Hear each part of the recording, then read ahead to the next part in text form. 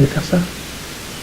La souveraineté des institutions est établie et à ce prix-là, tout ce qu'on demande, c'est qu'il y a un critérium des droits humains qui prédispose qu'effectivement les pays puissent s'aligner. Les gens m'opposeront en disant oui, dans ces critériums-là, il y a aussi les élections libres et tout ça et leurs conséquences. Oui, tout à fait. Ça fait partie des droits de la première génération. J'ai l'avantage d'avoir fait mon 3e cycle dans le domaine.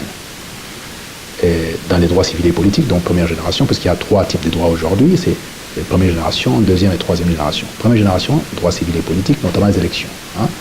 Et puis, droits économiques, socioculturels, et enfin les droits sur l'environnement. Donc, quel monde va passer aux autres à la suite.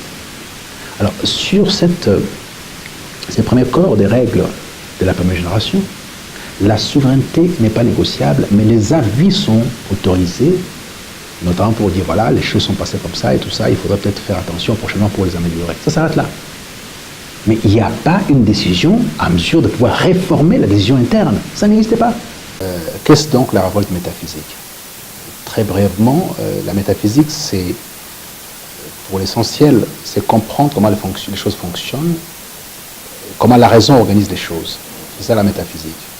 En fait, c'est un auteur assez intéressant qui s'appelle Andronikos, qui avait été les disciples d'Aristote, qui, en classifiant les textes produits par Aristote, il y avait la logique, la politique, les mathématiques, l'avant-dernier texte était la physique.